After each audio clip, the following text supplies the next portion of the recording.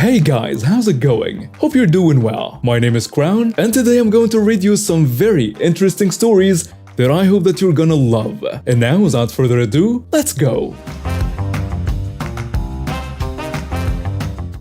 Hey everyone, hope you're doing well and having a good time. I've got some exciting news for you. I've just launched a brand new channel called Crown Corner that I will be narrating stories on it daily myself. Let's just say that if you love hearing about unbelievable entitled people and those unforgettable Karens, you're going to love what's in store on the new channel. So here is what I need from you, my good friends. Head over to the new channel, you'll find a link in the description below, and hit that subscribe button. Don't forget to turn on notifications so you won't miss out on any of our wild stories. Your support means the world to me, and I can't wait to see you there. Let's keep the stories rolling.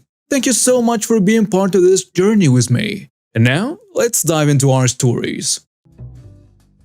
So first off, this story took place in January of this year. At the same store I worked where a shopping cart Karen tried stealing a little cart that belonged to the employees.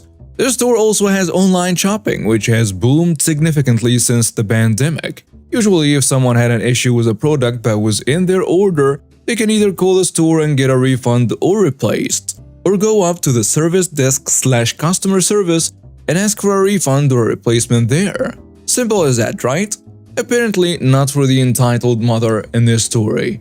And here is a star-studded cast. Me, a 21-year-old worker, entitled mother, customer service lady, co-worker, and finally the manager. So it was around 2 in the afternoon and I was standing in the back room where orders are stored and sorted out, counting down the minutes until my lunch break. And that's when the store phone rang and a co-worker of mine answered. After about a minute of talking, she hung up. I was a tad nosy, so I asked her about it. Customer? Yeah, she seemed really mad and stuff. Apparently something about her order was off. So she said she's coming inside to talk to the manager and yeah, alright. I was a bit worried. It wasn't uncommon if a customer wanted to talk to the manager about a certain order being messed up or was giving gross-looking food.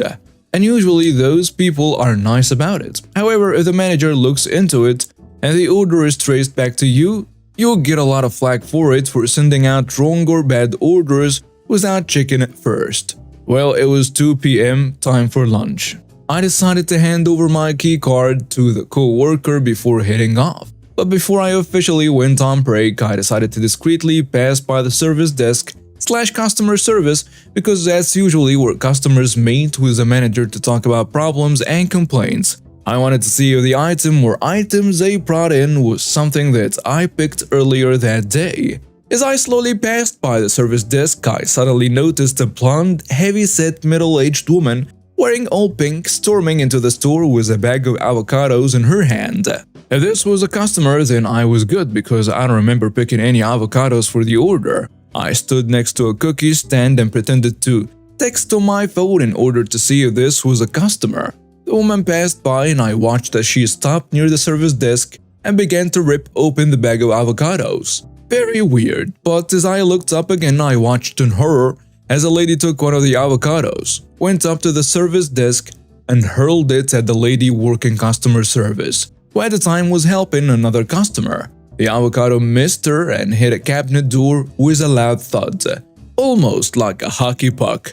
The customer service lady jolted forward as a reflex while everyone around just backed up quickly. The lady then stripped off her mask and began to yell at the customer service lady. And while I didn't stay for the whole conversation, this is what I was able to hear. You think this is a joke?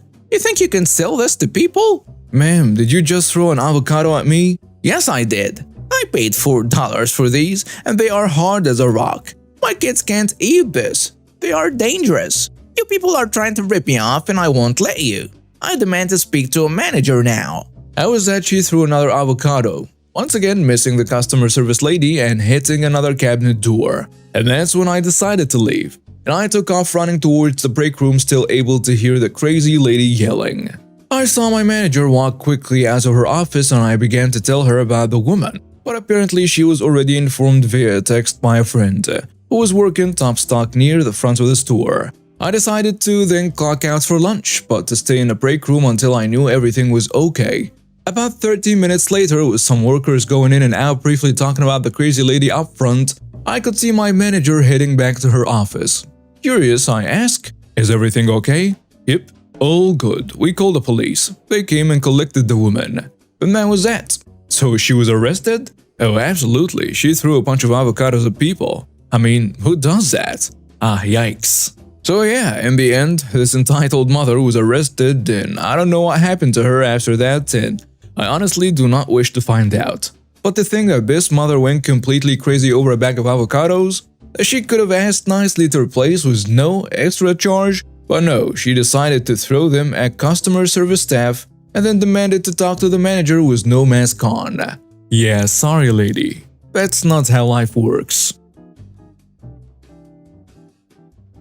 In college, my two friends and I decided to find a place to gather off campus. We found a beautiful 3-bedroom house with surprisingly affordable rent. The basement of the house was listed as a separate apartment, but it had a separate entrance and the indoor stairwell had been blocked off. We weren't worried. A thermostat was upstairs. Then a demon neighbor moved in. From upstairs we could hear everything. This adult woman would call her mother and scream at her to pay for her cell phone bills and give her grocery money, aka Taco Bell and cheap tequila. She would scream at whatever guy she was sleeping with to bring her meth, and one day, she brought home 3 puppies to scream at too. We were terrified of this woman and the noise was hell. Also, we've been idiotic enough to sign a lease stating we were responsible for all utilities, period. Meaning we were now financing her gas, water, and electric. But with only 2 months left on a lease, we thought we could just ride it out. But then she started smoking, constantly. According to the landlord, she'd quit for good when she signed the lease, but for good only lasted 2 days. Since it was winter, the heat was running nearly 24/7 and the smoke was wafting up from the vents. Our apartment and all our belongings began to reek with smoke. We contacted the landlord because we'd signed for a bloody, non-smoking apartment. He told us we lived in a state where you could technically call an apartment non-smoking even if it shared ventilation with a smoking apartment. Screw you leasing laws. At this point, my 2 roommates were heading out for a 2-week vacation. They were online students while I was residential, leaving me alone in the apartment with a demon smoker in the basement. I couldn't sleep or eat because my idiotic stomach decided to react to all the secondhand smoke by aching and cramping constantly. After 3 days, I was a little insane. I made a plan. I checked the Lowcast, lows in the 20s all week. I borrowed a friend's ultra-insulated sleeping bag. I bought one of those ski masks with holes for your eyes and mouth. I got out my stocking cap, my silk-long underwear, my woolen socks, and my down parka. I bought tea, hot cocoa, and ramen. And I prepared to live off a diet of hot liquids. And I turned off the heat. Day 1, she is screaming at her mother for forcing her to move into this frozen crab hole of an apartment. Day 2, she's screaming at her boyfriend, meth dealer, because he won't let her move in with him. Day 3, she's screaming at the landlord about how she's freaking freezing. Day 4, the landlord is at my door. I greet him in a full ski mask, parka, stocking cabaret, looking like I'm heading out to rob Santa Claus at the North Pole. He asks me if I don't find it a little chilly in the house, and I replied I found all the cigarette smoke a little warm. Day 5, she's screaming about the skanks upstairs to anyone who will listen, and I'm sitting upstairs clutching my car keys and my pepper spray with 911 typed into my phone. She finally decides she's freaking leaving and moving in with Greg, even though he just got out for stabbing Travis, and he lives in that damn creepy house in the woods with all those freaking biting dogs. Day 6, she's gone. I silently plus Greg. Moral of the story, there is a bloody reason the rent seems too good to be true. P.S. For those wondering, I did have a friend who worked plumbing stop by to give me some advice about how low I could go before I burst the water pipes to hell and back. Happened some years ago. Still dealing with the aftermath. I went out to buy some things from the supermarket with my boyfriend, now husband. I looked so obviously femme, even a dumb person won't think I worked at this store. For God's sake, I was wearing a dress and heels. Boyfriend is in a separate aisle. I'm quietly looking through the shelves for my things without bothering anyone, when someone tugs at my elbow very sharply, almost making me stumble. It's this woman, the entitled mom, glaring at me. Her teenage kid is behind her looking extremely embarrassed. "Where do I find the wine?" she asks. I don't know. You should ask an employee. Please, let go of me." The entitled mother looks me up and down. "You're an employee. Just shut up and help me or I will get the manager." At this point, I've read enough stories to know how this ends. Politely told her to leave me alone and walked away. Next thing I know, something hits me in the head. Hard. I swear to God, I genuinely thought I was dead for a second. It doesn't even hit me that something is wrong until I realize that I'm not even moving. Even though I think I am. The only thing keeping me grounded is that I've gripped the shelf and kept myself upright. There is a lot of yelling happening and I can't genuinely focus on what's happening. Eventually, I lose a battle and pass out.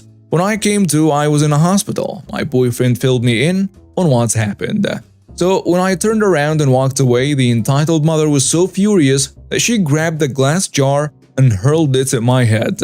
Whatever her faults, she had excellent aim. The wounds were severe, and she pretty much cracked my skull open. People around us alerted staff, and the manager came over and security detained her until the cops came. My boyfriend came up onto the scene and got me to the hospital in time.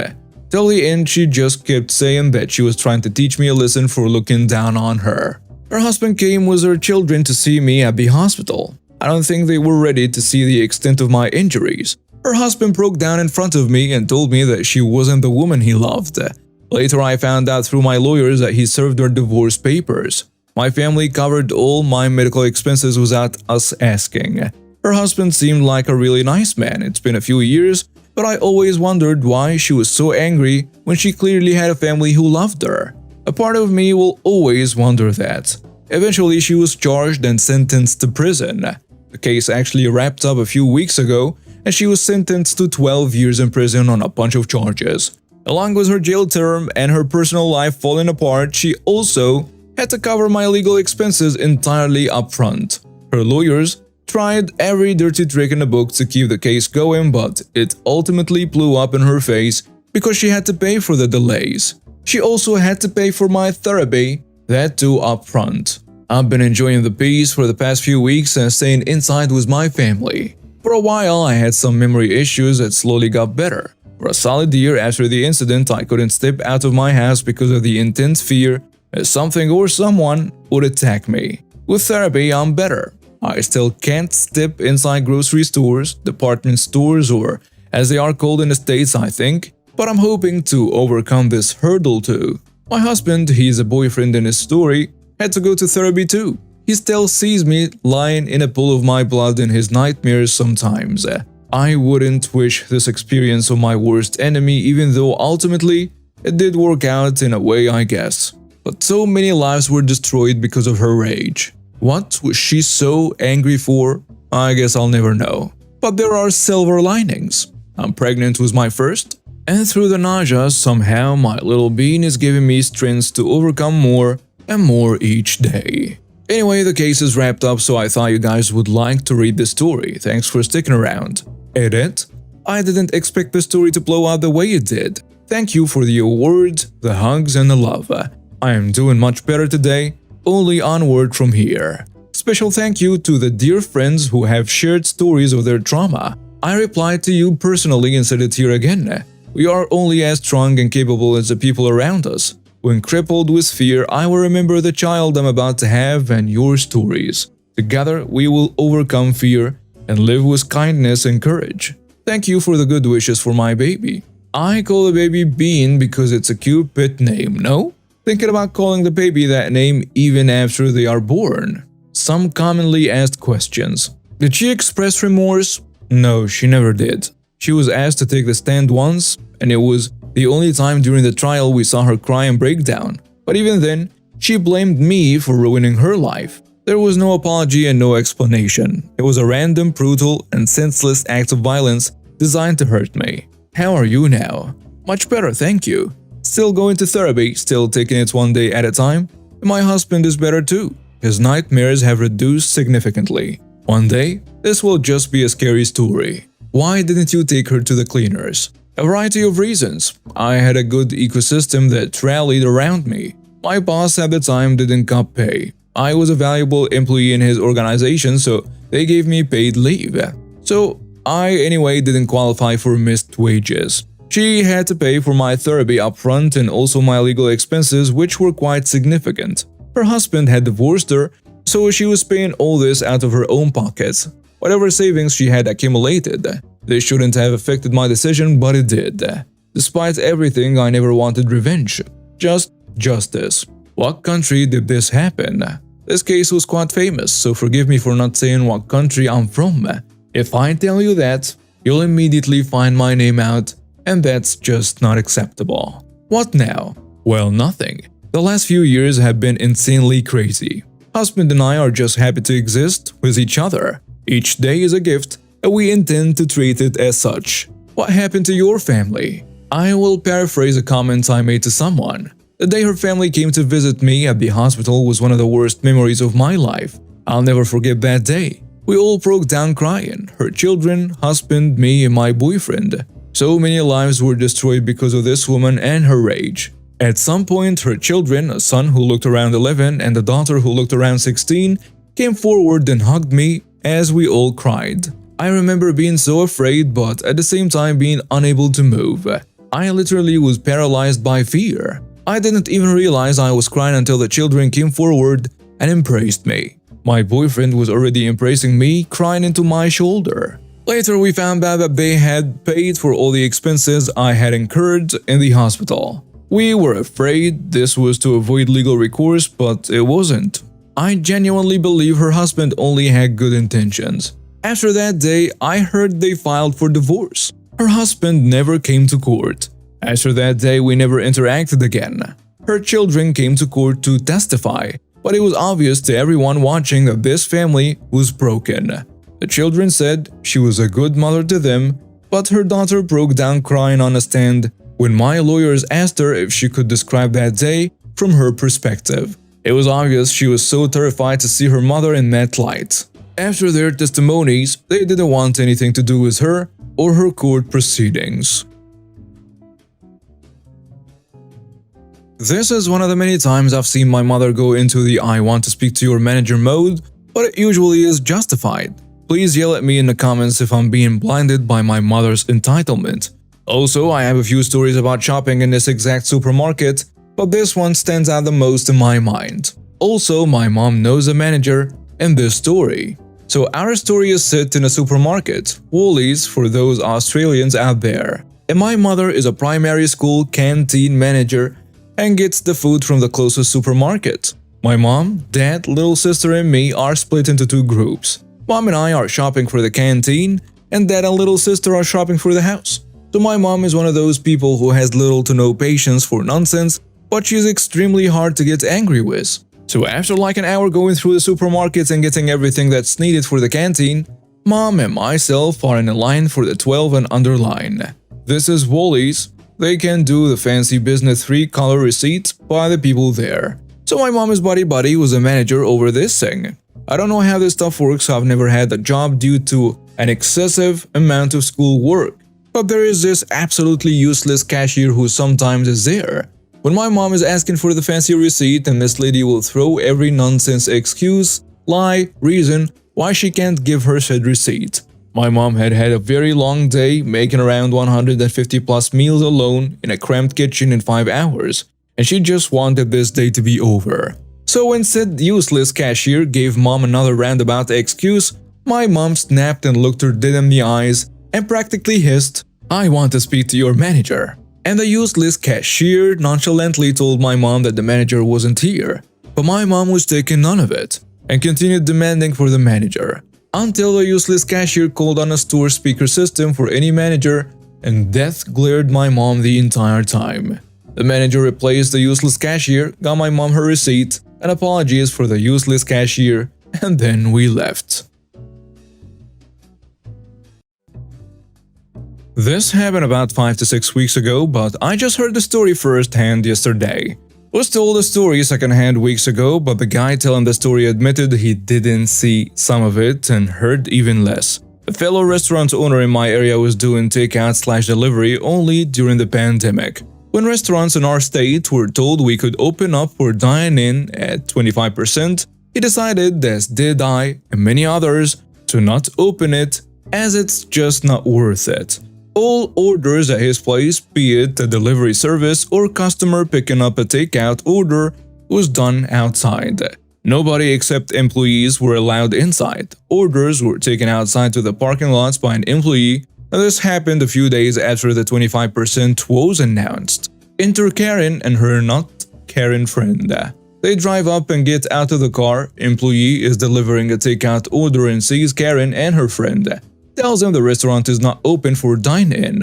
Karen is not happy. Proceeds to scream how sick and tired she is of eating takeout and they will serve her and her friend now. The employee tells her that this is not going to happen and Karen kicks him in the leg. The employee manages to still get in front of her so she can get in the door. Karen doubles down and stomps on his foot. The owner, who witnessed the initial kick and subsequent stomp, tells an employee to call 911 while he runs out to help the employee. Karen, not knowing the police are already being called, screams to her friend to call the police. Her friend has done nothing. She's frozen in place in the middle of the parking lot, not believing what she's witnessing from Karen. Karen is still trying to get in the door but can't, as the employee she assaulted has fallen in front of the door. This would have been a good time for Karen and her friend to leave.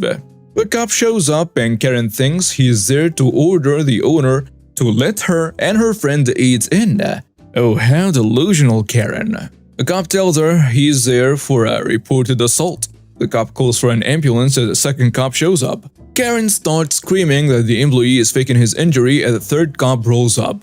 She screams that she was the one assaulted by everyone within a quarter-mile radius. Typical Karen nonsense. The ambulance shows up and starts treating the employee. The owner invites one of the officers inside. Meanwhile, outside, Karen demands to leave. Nope, not happening. She has to stay while this is being investigated. The owner has cameras inside and outside. Karen's tirade is all on camera, including the person who was getting his food delivered by the employee. He had his camera rolling and got audio of Karen in all her glory. When told she could not leave and was going to be arrested, Karen reacted by screaming and pinching the cop on the arm so hard he had a bruise. Oh, her friend never moved during all of this. The owner said her eyes looked like tennis balls bugging out of her head. She was allowed to leave as she did nothing wrong. The employee had 2 broken toes. Yep, raging Karen stomped that hard. Karen was handcuffed, put in a police car and taken to jail, screaming all the way how she would have everyone's badge. Again, typical Karen nonsense. All of this because she was sick and tired of eating takeout. One of the cops came by the restaurant the next day to ask about the employee. He told the owner how in the last months or so there was an uptick in people getting arrested, banned from businesses, trespass orders who have never been in trouble with the law. It was in the age group of approximately 55 to 70 years old. Karen, 58 years old, never been arrested. No problems at all. Well/served some time in jail, as well as being sued by the employee. The reasoning? They are frustrated over this virus thing. Late last year, I started fostering a girl and yeah, things went great. We talked and she really wants me to adopt her personally. I think that's great and we have been going through the process of an adoption.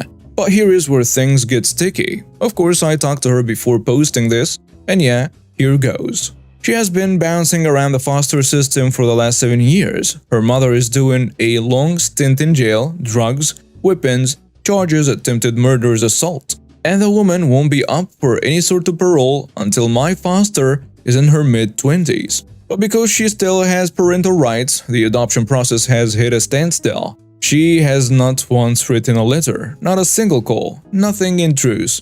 She basically forgot about the kid and it breaks my heart. And that's why I want to fully adopt her, so she knows she has a family. We're going to call my foster child Kate. So Kate took the initiative to contact her biological mom and try to tell her what she wanted. And she told her to bring me to the prison for a visit to discuss it and do the paperwork. We took the 5-hour drive to the correctional facility where the woman is held I went through the visitation process. But here's the sad part. The woman didn't care about talking to her kid. Not one bit.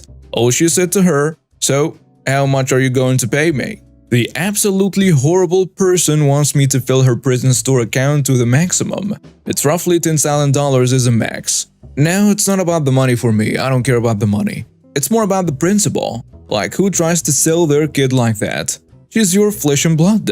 Since she's been with me, the kid has done a complete turnaround. She has dreams for the future. She's 13 and she wants to go to university, and I have made sure she has had opportunities that she would never have had. I got her enrolled in one of the best private schools in province. There is 2 teachers per class with a max class size of 10 students.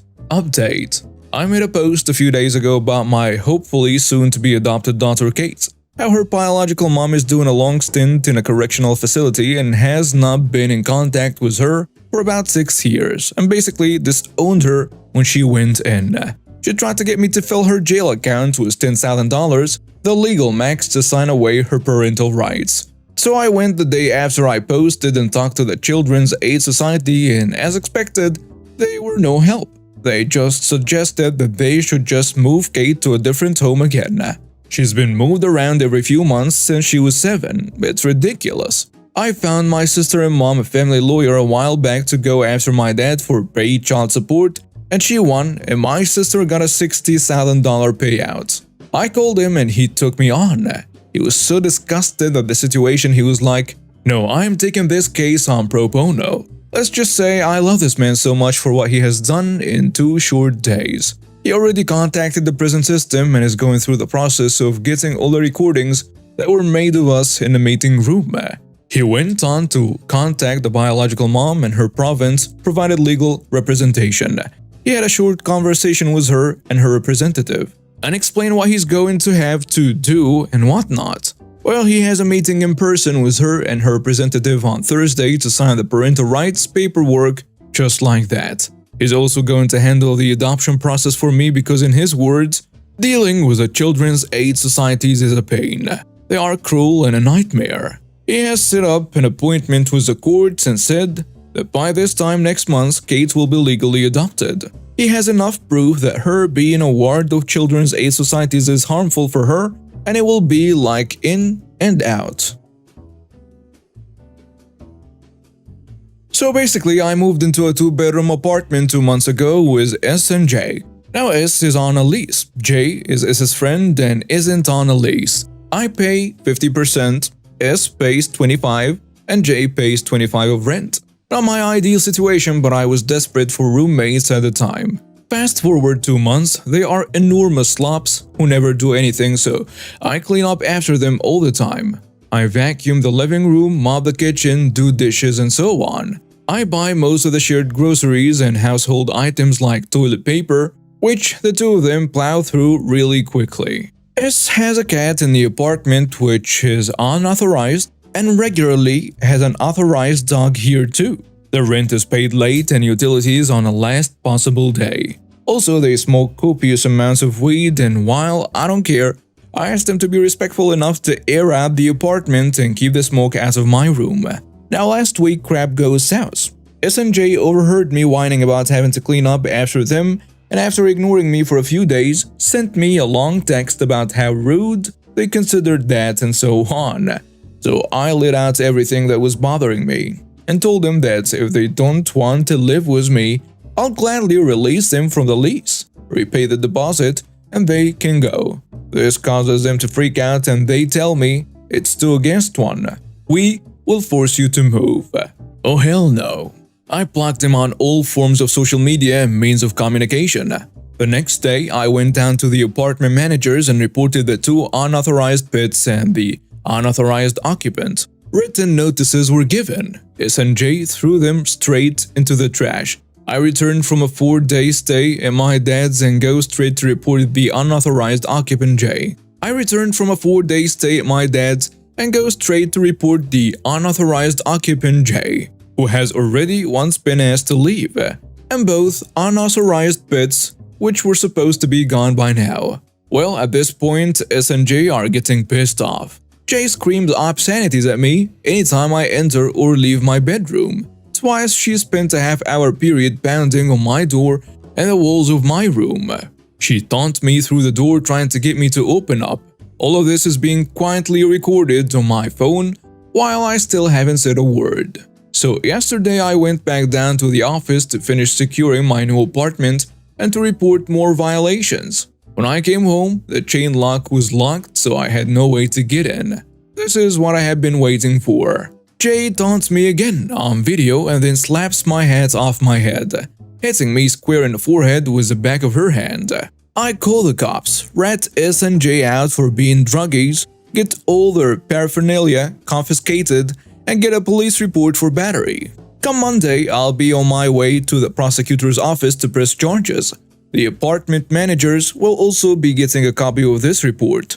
Also, tomorrow is the last day to pay rent before it's late. S&J disappeared early this morning. If they don't pay rent, I'm going to get them on the abandonment clause. Finally, get them evicted and have the locks changed. All before I move out tomorrow. I will never allow myself to be forced out of my apartment without calling in the entire cavalry. I regretfully got an apartment with what is, in my opinion, the worst landlord ever. This man has the audacity to call himself a good person in court. Let me fill you in. I got an apartment shortly after being released from prison. Happy that someone is going to give me a chance to improve my life. This was clearly not the case. All was well for the first few months, then winter hit and the heat went out. It took 3 days to get him to even answer his phone. By that time, his voicemail was full of complaints from his freezing cold tenants. He told me the law gave him reasonable time to fix it. We went 2 more weeks with no heat, using our stoves and camping in the kitchen in our respective apartments. When he got his electricity bill, he attempted to raise the rent on the apartment. Obviously, he was not allowed by the city, so he refused to pay his electricity bill, thus denying all of us heat at all. And this is where my OCD kicked in and I went for research mode. I studied every law in regards to federal, state, and city landlord-tenant laws and rights. I found so many violations it was no longer funny but scary. I studied building code. I studied the condition of all of his apartments. This was easier due to the fact that I was either friends with his tenants or had gone there to repair damages caused by frozen pipes and electrical outlets failing due to shoddy wiring and so forth. The landlord had pissed off all of his tenants. Every last one was pissed to the point where they wanted to testify against him in court, but couldn't due to the financial hardships the living conditions we were in had been causing. I formulated a plan to get him to repair the buildings he owned, but he had his own plan. January 2nd at 2 a.m. I was awoken by the smoke detectors and the whole building going off. I quickly ran to the back hall because no smoke was in my apartment yet, but I was on the top floor, and I opened the door and was greeted by a thick wall of smoke. I quickly ran downstairs after shouting for my girlfriend at the time to get out of the house quickly. I pounded on every door and screamed fire. I got as many people as possible to evacuate, but the floor was afire, no one was answering, and to my knowledge, contained children. So I panicked. At this point, the fire department was there and began breaking in doors. I evacuated. After the fire was out and the investigation had started, I witnessed the landlord give the tenant of that apartment's sister an envelope containing an undisclosed amount of cash, which was visible to anyone nearby. 2 weeks later, the results were released. Arson. The tenant had used hairspray to start the fire and hid the evidence in a hole she punched into the wall. The very person who had been given money by the landlord. Ironically, she was the only tenant who had paid rent in the whole building because she had started moving in 2 days prior. I had not known she was now a tenant and her sister and kids had moved out the day before. I looked at him and told him I know what he had done, and I was not going to rest until he lost all his buildings. I then began asking his tenants for their stories about their interaction with the landlord. This is where things got real. He had been accused of everything from ripping off employees, theft, grand theft auto, bank fraud, and so much more. I formulated a new plan. I sucked up to him and made it known I'm a computer tech. The landlord had a few broken computers and some printer and network issues. I was in. We worked a deal on payment for back rent. I knew he was not good for his word, but it was all part of the plan. Once I got his passwords and logins, I copied his entire hard disk drive to my portable one. I copied all emails in his business account and printed his financial records on my Wi-Fi printer, which was next door.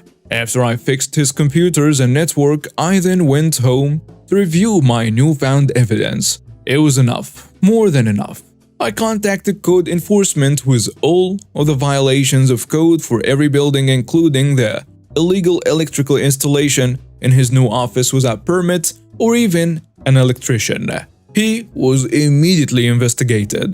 That night, I found a 7-day notice to quit on my door. My roommate was worried, but I filled him in on a plan. Remember, I studied all those laws and rights. Well, we got to court and I opened with Your Honor, I have proof of a clear violation of the Warranty of Habitability Act. The eviction was thrown out and he was forced to repair my apartment with me, still in it, immediately. The next month I was given another eviction notice. Still, he's losing money due to the fact that I was teaching his tenants landlord-tenant rights and the laws associated with it. The jerk kept losing his court dates and kept being told to fix stuff and was continuously fined by the courts and the code enforcement. He was sinking fast. Back to that fire, the woman living there was arrested for arson and charged with 2 counts due to the accidental electrical fire on New Year's Day that turned out to be ruled intentionally. So the hairspray was in reality a Tim too. He was under investigation for conspiracy to arson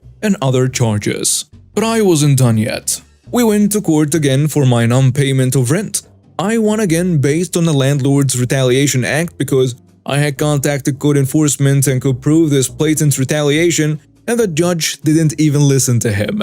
Needless to say, spending the winter without heat took a toll on us tenants. We bought electric heaters and informed the power company that the landlord had shut off all the power to all his buildings and was requiring the tenants to pay for their own power. Well, apparently his illegal wiring caught up to him. He had wired apartments to run off each other, and the common areas were now attached to wiring in every apartment. This put the landlord in a rough position, as local law says it's the landlord's responsibility to supply power to all common areas. This means his shoddy workmanship and illegal wiring prevents him from legally disconnecting the power. The power company turned on all the power and locked his ability to shut it off until the wiring of common areas was repaired and separated from the apartments. This would cost thousands. Thousands we knew he didn't have. The landlord was panicking, he kept losing in court, people were legally withholding rent and he couldn't shut off services, and the fines were debilitating. He kept blaming his tenants and refused to repair things. One by one the buildings were condemned and the landlord was required to pay for relocation of his tenants by law. Well, he didn't. He couldn't. He was arrested for attempting to sell 3 buildings the city confiscated from him, and for selling one that was condemned. The landlord got what he deserved. He lost every building he owned, got charged with all kinds of fraud, and was investigated for other crimes I'm still unaware of. But I wasn't done. He caused a lot of suffering. I gave his financial records to the IRS, Internal Revenue Service, with all the internal memos and everything I got from his computers. Also, I provided the local authorities and code enforcement with the same things. The landlord was so screwed. I have since gotten a new apartment and everything he owned has been taken by the city, state, and IRS. I have not seen the landlord in 3 years and all of his properties have been bought by someone new, repaired, and have all new tenants who are happy with their new landlords. The old tenants got better places with decent landlords. And what about our wonderful entitled landlord? Well, he's serving multiple sentences for the crimes he has committed and is already not getting out anytime soon. Yet, the investigations are not done and the charges keep coming. The landlord is somewhere in some prison, regretting meeting this tenant. The moral? Don't be entitled unless you want to meet the moral enforcer. And now we have reached the end of today's stories. Thank you for watching and see you next time.